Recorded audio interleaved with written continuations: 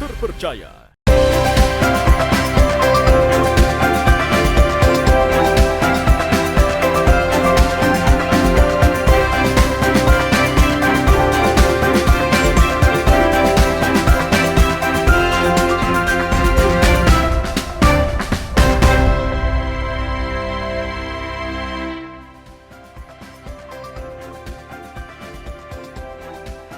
Baik, selamat pagi saudara. Apa kabar Anda hari ini? Senang sekali saya Linda Wirawan dapat kembali menjumpai Anda di program Sapa Sulsel edisi hari ini.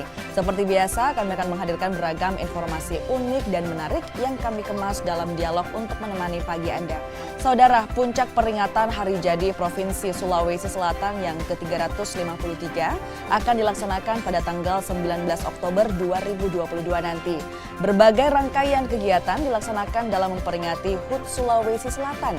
Lalu, apa tema yang diusung di dalam momentum Hari Jadi Sulsel tahun ini dan juga sejauh apa persiapannya akan langsung kita bahas bersama dengan narasumber yang luar biasa. Sudah hadir di tengah-tengah studio Kompas TV ada Pak Amson Padolo selaku Kepala Dinas Kominfo Sulawesi Selatan. Selamat pagi Pak Amson. Selamat pagi, Mbak. Bagaimana kabarnya hari ini Pak? Kabarnya baik, Luar sehat, walaupun cuaca lagi kurang bersama.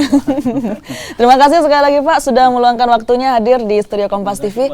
Iya, kita akan membahas banyak Pak mengenai ada HUT Sulawesi Selatan. Siap. Dan juga mengenai keterbukaan informasi yang ada di Sulawesi Selatan. Siap. Nah, kita membahas dulu Pak mengenai HUT Sulawesi Selatan. Siap. Kalau boleh tahu Pak, untuk puncak perayaan yang akan digelar tanggal 19 Oktober nanti, sejauh ini bagaimana kemudian persiapan yang telah dilakukan Pak? Silahkan. Iya, jadi pertama-tama saya menyampaikan dulu salam hormat, salam hangat Bapak Gubernur kepada pemirsa Kompas TV. Jadi sebenarnya sih untuk kegiatan ini beliau sangat ingin hadir ya, cuma waktu ini beliau ada di Jakarta, jadi ya bolehlah kami mewakili. Iya. Jadi kami memang keinginan Bapak Gubernur adalah bagaimana acara ini, seluruh rangkaian acara ini bermuara kepada bagaimana masyarakat itu dapat merasakan dan bermanfaat untuk masyarakat. Makanya semua rangkaian kegiatan itu ya memang berbasis kemasyarakatan. Yeah. Jadi ada beberapa kegiatan yang kita laksanakan. Untuk sementara berlangsung adalah kirap pelajar dari 24 kabupaten kota, dan puncaknya nanti ke hari Minggu.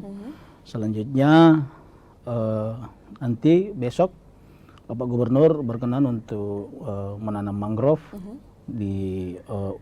yang dipusatkan di Untia, tetapi dilaksanakan di 9 kabupaten kota. Ini 353 yang dilakukan secara serentak di 9 kabupaten kota. Jadi selain itu, selanjutnya kita akan melakukan ekspor ya. Iya. Bapak Gubernur juga akan berkenan ekspor itu untuk beberapa komoditas halal. Itu yang sementara kita persiapkan, apalagi ini sangat berarti dikaitkan dengan inflasi yang dirasakan oleh negara kita saat ini dan negara-negara lain. Selanjutnya ada kegiatan terkait dengan Sulsel Expo, di mana melibatkan semua UMKM perindustrian di Sulawesi Selatan. Dan ada juga kita meminta kepada berbagai industri UMKM untuk di mana di tanggal 10 sampai tanggal 30 ini masing-masing melakukan diskon antara 20 sampai 50% untuk kebutuhan-kebutuhan pokok. Jadi ini sangat berarti bagi masyarakat. Selanjutnya lagi ada Sulsel anti mager ya, anti malas gerak itu yang kita akan laksanakan hari Minggu. Berbagai event-event kegiatan perlombaan olahraga tradisional yang kita galakkan kembali. Selanjutnya puncaknya di tanggal 19 Oktober nanti di rapat paripurna DPR. Setelah itu, puncak itu juga akan kita laksanakan di bulan November itu capacity building untuk PNS dan para kepala desa, jambore desa. dan Jambore PKK. Jadi memang seluruh rangkaian-rangkaian untuk Hut Sulsel ini sangat berbasis Ya, kemasyarakatan seperti berbasis itu Pak kemasyarakatan, ya. betul. Nah, seperti misalnya tadi ada Sulsel Expo nih Pak. Iya, betul. Sulsel Expo ini tadi bermula dari tanggal berapa sampai tanggal berapa Pak? Ini setelah hari jadi Sulsel kita laksanakan. Lagi kita mengkaji beberapa waktunya yang tepat, karena kita akan mengumpulkan kabupaten kota. Setelah itu beberapa OPD, dan yang paling penting adalah kita semua yang akan di Social Expo itu adalah UMKM. Iya, jadi tentunya ini bisa membantu para Betul. UMKM Benar. begitu Pak ya, yang ada di Sulawesi Betul. Selatan. Jadi memang Bapak Gubernur sangat berkeinginan meminta semua kegiatan itu berbasis ke masyarakat, untuk masyarakat. Jadi akan dinikmati oleh masyarakat dengan keadaan yang meriah. Luar biasa sekali. Ya, Nah, kira-kira Pak rencananya ini akan berlangsung kapan dan di mana Pak? Kira-kira rencananya seperti apa? Jadi itu di Sulawesi, berarti kayak semacam Social Expo itu kan di Hotel Claro. Kalau pelepasan ekspor nanti tanggal hari Minggu itu di depan rumah jabatan. Iya. Sedangkan kegiatan seperti yang lain itu kayak di mangrove itu, penanaman mangrove besok di PIP Untia. Iya. Dan kalau Jambore kepala desa itu dilaksanakan nanti di Malino, demikian juga Jambore PKK yang rencananya dilaksanakan di Kabupaten Selayar. Iya, jadi intinya memang rangkaian ini seluruhnya sekali lagi berbasis kemasyarakatan dan tentunya memberikan manfaat kepada masyarakat yang ada di Sulawesi Benar Selatan. sekali, Mbak Linda. Nah, kalau kita berbicara Pak mengenai HUT Sulawesi Selatan yang ke-353 ini, tahun ini mengangkat tema apa Pak? Jadi tema yang dipilih oleh Bapak Gubernur adalah itu kita social optimis, social tangguh, ekonomi berdaulat. Iya. Mungkin bisa dijelaskan sedikit Pak mengenai maknanya? Makna bahwa kita optimis dengan hari jadi ini momentum bagi kita untuk bangkit setelah beberapa waktu lagi. Ini kan negara kita dalam keadaan oleh pandemi ya. Iya. Selanjutnya sosial tangguh, kita tangguh menghadapi berbagai tantangan ke depan, termasuk inflasi. Kita tangguh, pasti akan kita lewat. Dan salah satu selanjutnya dengan hasil ini optimis dan tangguh, kita akan berdaulat secara ekonomi. Jadi khususnya berbasis pertanian dan ekonomi, kita akan berdaulat. Kita akan mampu untuk bangkit dan menjadi provinsi yang terbaik kembali. Luar biasa sekali. Nah, kalau tadi Pak mengatakan bahwa puncak dari HUT Sulsel ke-353 ini akan dilaksanakan pada tanggal 19 Oktober, Pak ya. Ya, itu apa saja yang Pak yang dilaksanakan pada tanggal 19 Oktober nanti? Jadi 19 Oktober sebenarnya itu kegiatan dalam bentuk peringatan rapat paripurna. Rapat paripurna itu rapat paripurna istimewa di gedung DPR. Gedung DPR nanti ya itu semacam kegiatan seremoni. Di situ nanti akan dirangkaikan dengan beberapa penyerahan penghargaan kepada tokoh-tokoh masyarakat maupun tokoh olahraga ya. Iya. Diserahkan situ dengan ada beberapa peresmian proyek. Itu di gedung DPR nanti rencana. Iya, jadi semuanya itu akan dilaksanakan pada tanggal 19 Oktober nanti, Pak. Benar. Oke, kita masih akan membahas banyak Pak mengenai HUT Sulsel ke-353 dan juga bagaimana kemudian harapan Kominfo untuk momentum HUT Sulsel ini ke depannya. Dan saudara jangan kemana-mana, tetap bersama kami di Sapa Sulsel.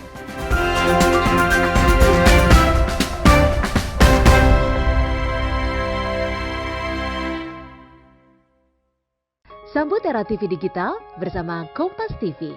Jika pesawat TV kamu belum digital ready atau bukan smart TV, siapkan set-top box dan sambungkan ke antena. Kemudian pilih tombol setting pada remote TV, lalu tekan auto scan. Jika pesawat TV kamu sudah digital ready, cukup pilih tombol menu pada remote TV. Kemudian pilih setting, pilih saluran, lalu auto scan. Mudah bukan? Dengan menggunakan saluran digital, Anda bisa menyaksikan program-program terbaik Kompas TV dengan kualitas gambar serta suara yang lebih tajam serta jernih.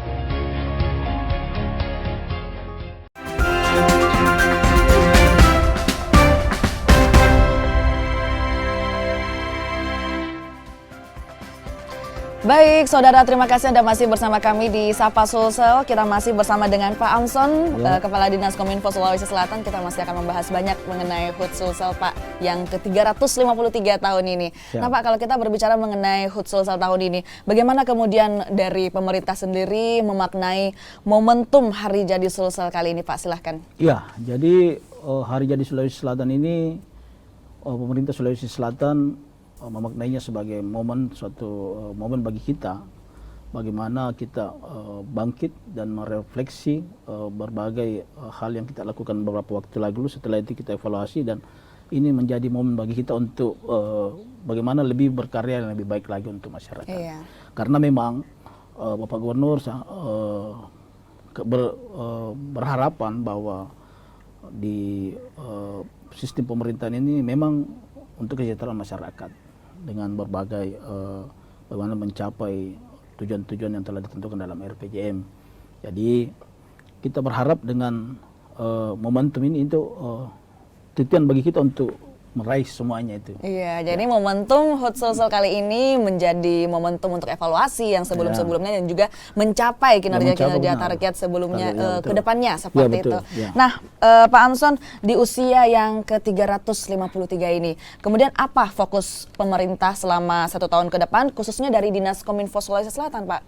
Jadi kalau untuk pemerintah Provinsi Sulawesi Selatan kan pasti sesuai dengan target yang telah kita tetapkan dengan pemenuhan beberapa hal terkait pencapaian program prioritas. Kan Bapak Gubernur itu telah menetapkan berbagai program prioritas yang diletakkan di berbagai OPD untuk dilaksanakan, termasuk infrastruktur, bagaimana meningkatkan pertumbuhan ekonomi yang lebih bagus lagi ya. Tapi khusus untuk Ipokom, dari sisi kita bagaimana kita mampu menjadi penopang organisasi pemerintah daerah yang mampu menopang kebijakan-kebijakan Bapak Gubernur di dalam merefleksikan berbagai kebijakan itu kepada masyarakat. Optimalisasi terkait dengan pemberitaan, publikasi yang bagus, dan bagaimana masyarakat mengetahui bahwa pemerintahan ini berjalan dengan telah melaksanakan berbagai program yang sangat berhasil dan masyarakat tahu itu. Jadi begitu juga apabila ada keinginan masyarakat untuk pemenuhan beberapa khususnya pelayanan dasar, dapat menyampaikan ke kita untuk kita jadikan itu sebagai salah satu tujuan bagaimana Bapak Gubernur pemenuhan kebutuhan-kebutuhan semua masyarakat, tapi yang bagaimana mencapai program-program prioritas yang telah ditetapkan sebelumnya. Iya, jadi kalau saya tangkap Pak, ini bisa menjadi sebagai penyambung Pak ya antara masyarakat dan juga dari pemerintah seperti itu, dari Kominfo Sulawesi Selatan sendiri. Baik itu menyampaikan kepada masyarakat ataupun dari masyarakat menyampaikan kepada pemerintah. Ya, betul Mbak Linda. Nah, kalau kita berbicara Pak terakhir mengenai HUT Sulawesi Selatan ke-353, harapan Bapak ke depannya dan juga pesan penting kepada masyarakat terkait dengan momen HUT Sulawesi Selatan ini, Pak, silahkan. Ya, jadi sebagaimana yang saya sampaikan dari awal bahwa kita berharap bahwa momentum Hari Jadi Sulawesi Selatan ini dapat dirasakan oleh semua masyarakat, makanya berbasis kepada kemasyarakatan.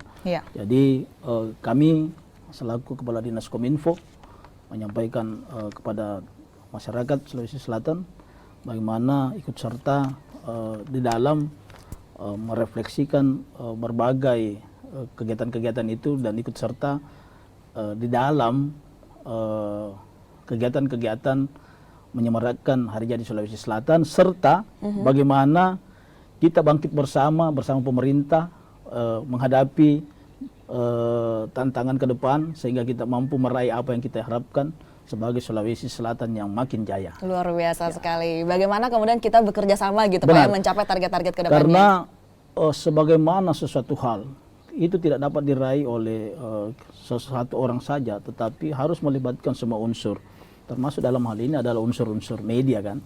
Makanya kami selaku Kadis Kominfo selalu mengajak media untuk terlibat bersama, bagaimana menyampaikan aspirasi masyarakat dan menyampaikan informasi terkait dengan pemerintahan dan pembangunan. Karena apalagi tantangan kita yang ini sementara ada di depan kita adalah inflasi. Bagaimana media itu mampu memberikan perasaan yang menyejukkan kepada masyarakat sehingga tidak terjadi kepanikan apabila ada hal-hal termasuk kenaikan harga dan lain-lain. Ya. Nah, kalau sejauh ini tantangan-tantangan apa aja sih yang kemudian ditemukan oleh pemerintah dalam 1 tahun belakangan ini, Pak? Saya rasa semua kebijakan pasti ada tantangan ya. Iya. Itu wajar. Dan setiap program pasti ada kendala. Iya. Tetapi itu mampu kita atasi. Dan kita berkeyakinan bahwa itu apabila ada kendala itu menjadi bagian daripada kita untuk mengevaluasi. Karena setiap OPD itu memang ada skala prioritas yang harus mereka capai. Dan saya rasa 1 tahun di belakangan ini itu bisa tercapai, dan kendala-kendalanya mungkin ya faktor-faktor yang non teknis saja ya, tapi itu mungkin OPD masing-masing yang tahu.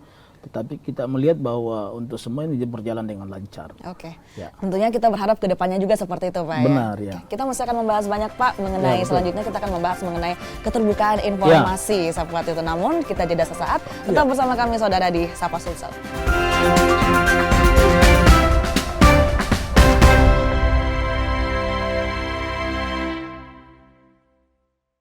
Sambut era TV digital bersama Kompas TV. Jika pesawat TV kamu belum digital ready atau bukan smart TV, siapkan set-top box dan sambungkan ke antena. Kemudian pilih tombol setting pada remote TV, lalu tekan auto scan. Jika pesawat TV kamu sudah digital ready, cukup pilih tombol menu pada remote TV. Kemudian pilih setting, pilih saluran, lalu auto scan. Mudah bukan? Dengan menggunakan saluran digital, Anda bisa menyaksikan program-program terbaik Kompas TV dengan kualitas gambar serta suara yang lebih tajam serta jernih.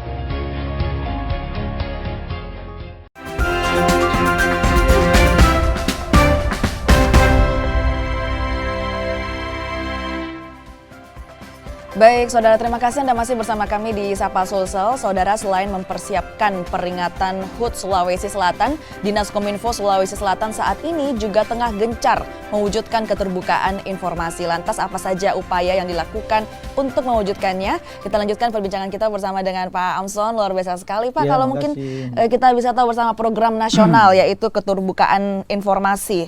Seperti apa sih, Pak, sebenarnya maksudnya dari keterbukaan informasi, Pak? Ini bisa sedikit dijelaskan? Jadi keterbukaan informasi itu merupakan salah satu tuntutan dari undang-undang. Ya. Bahwa Undang-Undang Nomor 14 itu yang mengatakan tentang keterbukaan informasi. Semua lembaga publik wajib menyampaikan informasi kepada masyarakat. Jadi menyikapi hal tersebut, dan memang ini adalah kewajiban pemerintah untuk menyampaikan sesuatu hal yang penting bagi masyarakat, itu merupakan hak asasi masyarakat ya. Oke. Nah, jadi ini kita tindak lanjuti, dan memang sejak awal Bapak Gubernur selalu menekankan bahwa pentingnya keterbukaan informasi. Masyarakat harus tahu apa yang telah kita lakukan dan apa yang mereka inginkan. Makanya selama periode beliau kita salah satu upaya yang kita lakukan bagaimana menciptakan berbagai perangkat atau aplikasi atau hal-hal lain yang lebih memudahkan masyarakat untuk menyampaikan aspirasi dan mengetahui berbagai informasi, termasuk bagaimana terlibat di dalam suatu hal terkait dengan hal-hal yang seperti kayak terlibat di dalam merasakan bagaimana ikut terlibat dalam kayak semacam pengusaha begitu kan.